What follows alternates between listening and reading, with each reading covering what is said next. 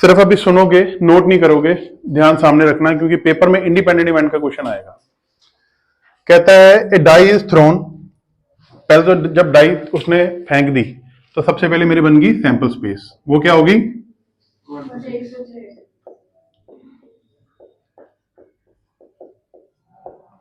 ठीक है, कल भी हमने किया था। पहला क्वेश्चन बताया if E is the event the number appearing is multiple of 3। तो पहला कहते हैं इवेंट जो है उसको अब हम, जब उसने नहीं बोला होता नाम तो हम लेते हैं एबीसी, बट जब उसने बोल दिया तो हमने फिर वही नाम लेना जो उसने बोला है। तो उसने पहले का नाम दिया है ई, कहता वो है the number appearing is multiple of 3, जो 3 के टेबल पे आते हैं नंबर 3 और सामने देखो बच्चे। अगला इवेंट है F, the number appearing is even. Prime number कौन से होते हैं? 1 नहीं होता, ठीक है। Then find whether E and F are independent. अब ध्यान से क्वेश्चन को समझना। तुम्हें एक सैंपल स्पेस दे दिया उसने, एक ई दे दिया इवेंट और एक एफ इवेंट दे दिया, और उसने सिंपल तुमसे क्वेश्चन पूछना है कि बताओ ई और एफ आपस में इंडिपेंडेंट है कि नहीं। सबसे पहले हम लोग क्या करेंगे? प्रोबेबिलिटी निकालेंगे ई की। क्या आंसर है बताओ? 2/, आंसर क्या है? 1/3। प्रोबेबिलिटी निकाल लो एफ की, क्या आई? 3/, मतलब 1/। फिर उसके बाद अगले स्टेप पे तुम निकालोगे ई इंटरसेक्शन एफ। ई इंटरसेक्शन एफ क्या आया? 1/6। ई इंटरसेक्शन एफ मैंने बोला, प्रोबेबिलिटी नहीं बोली, 6। अब उसकी निकालोगे प्रोबेबिलिटी, ई इंटरसेक्शन एफ, क्या आंसर? 1/6। कोई डाउट?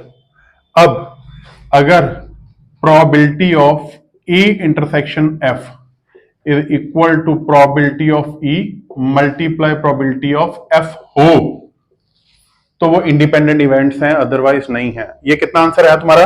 1/6। ये कितना आया? 1/, ये कितना आया?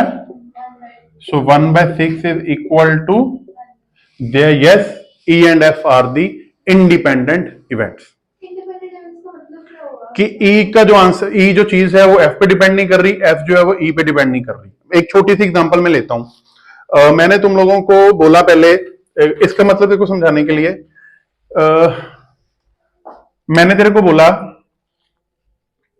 कि कोई प्राइम नंबर लो पर वो प्राइम नंबर इवन होना चाहिए। पहले मैंने तेरे को कंडीशन दी इवन नंबर की, तूने लिख दी है। फिर मैंने एक कंडीशन दी प्राइम नंबर की, तूने लिख दी है। फिर मैंने एक कंडीशन दी कि कोई प्राइम नंबर लो जो इवन हो, 2 हो गया prime number even.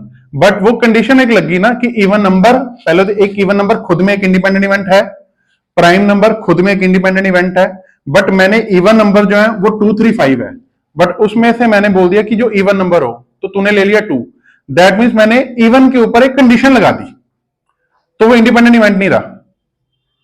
Even number के, प्राइम नंबर के ऊपर मैंने इवन की एक कंडीशन लगा दी। प्राइम नंबर एक इंडिपेंडेंट इवेंट था, इवन नंबर एक इंडिपेंडेंट इवेंट था, बट मैंने बोल दिया कि तू प्राइम नंबर लेगी बट वो इवन हो, तो प्राइम अब इंडिपेंडेंट नहीं रहा, वो डिपेंड किस पे कर गया? इवन नंबर लेना है, सो वो डिपेंडेंट हो गए। अब इसके केस में क्या था? ये एक इंडिपेंडेंट इवेंट है, ये एक इंडिपेंडेंट इवेंट है, दोनों के इंटरसेक्शन अगर दोनों के प्रोडक्ट के इक्वल है तो ई और एफ आपस में इंडिपेंडेंट इवेंट्स हैं, अदरवाइज नहीं है। क्लियर हुआ कि इंडिपेंडेंट इवेंट्स क्या होते हैं? जिसमें ई की प्रोबेबिलिटी एफ पे डिपेंड नहीं कर रही और एफ की प्रोबेबिलिटी ई पे डिपेंड नहीं कर रही, और अगर एफ की प्रोबेबिलिटी ई पे डिपेंड करे तो वो डिपेंडेंट इवेंट हो गया। अब इधर देखो, 1 मिनट 2 मिनट रुक जाओ, समझो। अब ई का मैंने क्या ऑप्शन थी, उसने दिया हुआ मल्टीपल ऑफ 3। एफ क्या बोला था उसने? Even number. अब ये इंडिपेंडेंट है, अगर मैं इस पे कंडीशन लगा देता कि तुमने इवन नंबर लेना है बट वो 3 का मल्टीपल हो, तो वो डिपेंड कर गया ना ई के ऊपर, तो दैट मीन्स वो डिपेंडेंट बन जाता। इस केस में ये इंडिपेंडेंट। क्लियर?